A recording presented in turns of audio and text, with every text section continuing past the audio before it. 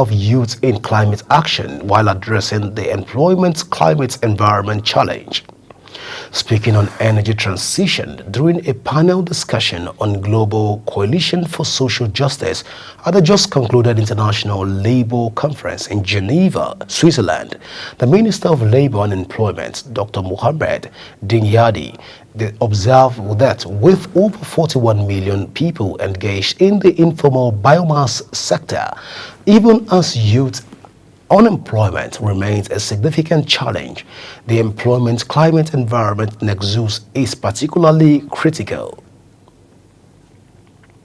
The Minister of Youth and Sport, Ayodele Olawande, has called on Nigerian youth to shun an act that will bring the country down. Speaking during the Nigerian Youth Walk for Democracy and Renewed Hope in Abuja, the minister says his core agenda is to engage Nigerian youths positively for a better participation in elections. Our correspondent Ramsey Eno reports. The Minister of Youth and Sport, Ayodele Olawande, during the Work for Democracy and Renewed Hope for Nigerians by Nigerian youths, says President Bola Tinubu is putting up reforms that will benefit Nigerian youths now and in future. President Bola Ahmed Tinubu is doing a reform that is going to affect the life of the youth positively, not because of today, but the reforms that is going to affect our futures and those that are unborn and the young people, the teenagers and everybody. And that is why we are saying that, see, we cannot just be bringing our country down, because a lot of people said youth and Gen Z. We are Gen Z, we are millennium, we are alpha millennium, alpha Gen Z, whatever you call us. President of the National Youth Council of Nigeria, Solomon Adodo, commends the economic and physical reforms under President Bola Ahmed Tinubu's administration. From the frontline activism to the seat of government, we salute the audacity of courage of President Bola Ahmed Tinubu, one of the principal architects of the struggle, who dared to transform our scars into the renewed hope agenda. The special advisor to the governor of Imo State on youth affairs, Eric Wakwe, says there is an ongoing unveiling of strategies to drive home the projects of the president to the grassroots. Let Nigerians know that in some couple of weeks now, we'll be unveiling the Renewed Hope Youth Ambassador. Yes. Renewed Hope Youth Ambassador is a structure that is that will cover the entire youth constituency, drive the project of Mr. President down to the grassroots, and empower young people. Ramsey Enoch Agbo reporting for Global TV News. The Minister of Youth and Sport, Ayodele. The National Hajj Commission of Nigeria has commended Saudi Arabia's authorities and Dali Al Malim Transportation Company for their unwavering support and hospitality extended to Nigerian pilgrims during the 2025 Hajj operations. The chairman CEO of NACAN, Professor Abdullahi Usman, gave the commendation in a statement issued by the Principal Information Officer NACAN, Malam Shafi Muhammad. In Mecca, Usman spoke during a dinner hosted in honor of NACAN by Dali Al Malim in Mecca to mark the successful conclusion of the Hajj rites. The Anambra State government has expressed its preparedness to respond effectively to any flood-related emergency by taking precautionary measures across the state to avert any disaster. The Commissioner for Environment, Dr. Felix Odimegu, made this known in an interview with journalists in Oka, adding that the ministry, in collaboration with relevant agency, has intensified the sensitization of the people to the year's rainfall and likely flooding. This is coming ahead of the 3-day rainy weather conditions predicted by the Nigerian Meteorological Agency starting from Saturday to Monday across Nigeria.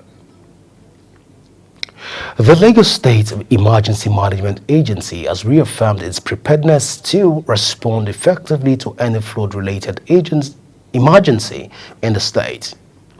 The permanent secretary of LESEMA, Dr. Olufemi Okes Osanwo-Tolu, made this known during the flag-off of the 2025 Flood-Free Lagos campaign.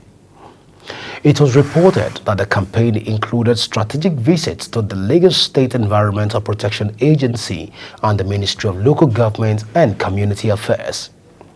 It stated that the campaign was in response to early warnings from the federal government indicating that Lagos was among the states at high risk of flooding during the rainy season. In the meantime, the Kebbi State government has commenced the evacuation and clearance of drainage systems across sensitive areas of the state. The Commissioner for Urban Development, Ayato Bawa, made this known in a statement issued to journalists in Birni, Kebbi, in the state capital. He explained that the exercise is part of the ongoing efforts to prepare the state ahead of the rainy season. According to Commissioner, the clearance is aimed at removing waste and other blockages from waterways to ensure the free flow of rainfall, thereby preventing the overflow that often lead to flooding in residential areas. The Nigerian Meteorological Agency has predicted thundery and rainy weather activities from Saturday to Monday across Nigeria. NIMRET weather outlook released on Friday in Abuja is visage early morning thunderstorms on Saturday over parts of Taraba, Kebbi, Zamfara, Kaduna, and Adamawa states in the northern region. According to its thunderstorms with rains are anticipated over parts of Kebbi, Taraba, Zamfara, Borno, Kaduna, Sokoto, Gombe, and Bauchi State, respectively, later in the day. The president of Albinism Association of Nigerian, Dr. Basil Bamishe, has urged government and stakeholders to expedite efforts to include skin screening and treatment into the National Health Insurance Scheme. Bamishe made the call in her address of welcome at the event to celebrate the International Albinism Awareness Day in Abuja. She described the theme as a powerful call for urgent action, adding that including skin screening and treatment into NHIS will go a long way to address the challenges facing persons with albinism.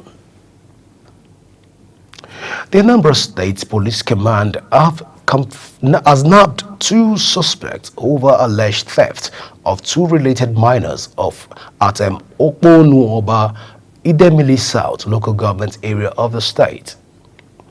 The State Police Public Relations Officer SP Tochukwu Ikenga made this known in a statement in Awka. Ikenga said that on June the 12th, police operative attached to Ozubulu Division rescued the children between the ages of 3 and 5. He said that during the operation, the operative arrested one Daniel Onyedika, male 19 years of age, and Nkechi Onua, female 25 years, at Okponu Oba Demili South, local government of the state. The Armed Forces of Nigeria says it has intensified effort in executing meticulously planned strategic operations that will effectively disseminate potential threats and uphold peace within the borders. The Director of Peace Media Operations, Major General Marcus Kanya, made this known while addressing journalists on the operational activities of the Armed Forces in Abuja. Our security correspondent, Kike Lobo Okere, has the details. The Director of Defense Media Operations, Major General Marcus Kenge, reaffirmed the unwavering commitment of the armed forces to fostering a climate of safety and security that transcend all regions of diverse nations through proactive measures and vigilant monitoring. He added that in the week under review, scores of terrorists comprising adult males and females as well as children surrendered to troops as operational tempo heightened up during the week. Operation Delta Safe, fuel oil theft, worth over 146,614,380 naira only.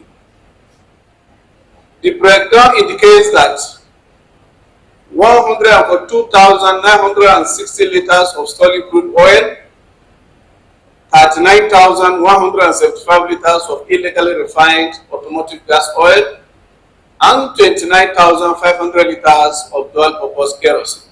In the South-South zone, the director reveals that troops of Operation Delta Safe sustained operational tempo against crude oil thieves and other criminals in the Niger Delta during the week under review and destroyed lots of illegal refining sites. 8 kidnapped victims were rescued. The troops also recovered arms and ammunition, as well as improvised explosive devices making materials. Motorcycles, vehicles, among others, were also recovered. Terrorist camp and equipment were burned in situ. The troops also arrested 5 terrorist logistics suppliers, collaborators, and a Chinese national claiming to be a miner during a well-coordinated operations conducted in Kukawa and Gala local government areas of Borno State. The military high command, however, solicits for cooperation of the populace in line with the non-kinetic operations in a collective effort to safeguard the nation. Kike Lomo Ukeri, Global Television News. The National Agency for the Prohibition of Trafficking in Persons and the Defense Intelligence Agency have boosted a transnational organized human trafficking syndicate and arrested 3 suspects. This was disclosed in a statement issued by NAPTIC press officer Vincent Adekoye in Abuja. The operative says that the 20 victims trafficked from the Republic of Equatorial Guinea and Togo to Nigeria for various forms of labor exploitation were rescued. They added that the arrested suspects are believed to be members of an organized criminal network operating in Nigeria. And in business, amidst the rising spate of food insecurity in the country, the Federal Ministry of Agriculture and Food Security has announced plans to hold a solemn prayer section. An internal memo signed by the Director of Human Resource Management, Adedayo Modupe, invited staff members to participate in a series of solemn prayer sections aimed at seeking divine guidance and protection as the ministry supports the government's efforts to achieve national food security. Meanwhile, another memo signed by the director indicated that the prayer section scheduled to commence on Monday has been postponed till further notice. The Director of Energy Security in the Office of the National Security Advisor, Ojukai flagged Amakari, has warned against illegal bunkering activities, emphasizing that anyone found guilty of such acts will be prosecuted and imprisoned no matter how highly placed they are. A flagged Amakri, represented by Younger Harry Amakiri, noted that the Office of the National Security Council has already prosecuted over 100 individuals involved in oil bunkering activities and pipeline vandalism. Flag Amakri stated this during the monthly stakeholders meeting convened by the Management of Pipeline Infrastructure Nigeria Limited in Port Harcourt, Rivers State capital. The Taraba State Governor, Dr. Agbu Kefas, has signaled a new dawn for tourism development and promotion in the state as he is partnering with the founder and president of La Campagne Tropicana Beach Resort and Motherland Resort and Motherland Beacons, Otumba Wanle Akingoye, to transform the tourism landscape of the state. This vision will see the construction of 5 new tourist attraction sites, with work commencing already on 2 sites. Arrival of 5 million tourists is projected for 5 years. Akin Boboye is leading a team of engineers and experts from Trinidad and Tobago to work on the project sites. Besides, the state government has also announced the release of 790 hectares of land to campaign Tropicana, Motherland Beacon, as part of its bold movement to transform the latent potential of the state into an economic heaven for the people. And on the foreign scene, an Indian police source said on Saturday that 279 bodies have been recovered from the site where a passenger jet crashed into a residential district of the city of Ahmedabad. The revised toll from a senior officer in the city who requested anonymity in the order to speak to the media raised an earlier figure of 265. The increased mark makes it one of the deadliest plane disasters of the 21st century. Air Indian said there were 242 people on board the flight bound for London's Gatwick Airport. Only one of whom survived. British Prime Minister Keir Starmer says the United Kingdom is establishing the fact of a British passenger who was the sole survivor of an Air Indian flight that crashed after takeoff from Ahmedabad.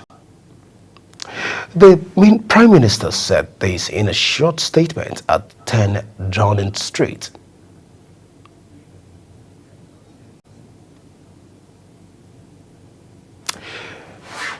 Thick black plumes of acrid smoke tower high above India's Ahmedabad airport on Thursday after a London-bound passenger jet with 242 people aboard crashed shortly after takeoff.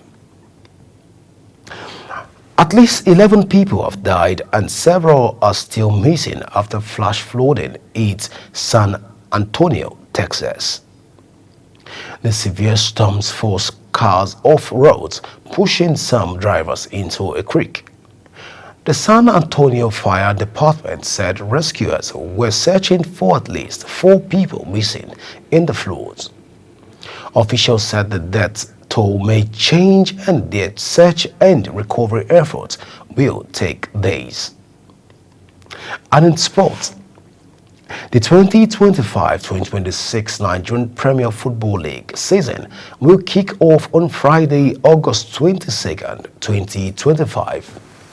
The league body has announced this report. Chairman of the NPFL board, Benga Elegbalaye, made this known at the Nigerian Football Federation headquarters in Abuja. The announcement is expected to be followed by the release of full fixture for the upcoming season, even as the Nigerian top flight organizers are still awaiting the full promoted teams from the Nigerian National League.